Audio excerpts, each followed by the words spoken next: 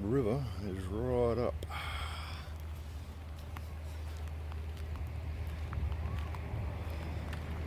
Those posts were out the water the other day. When I come down here to launch the boat, she's come up a few more inches worth well and truly.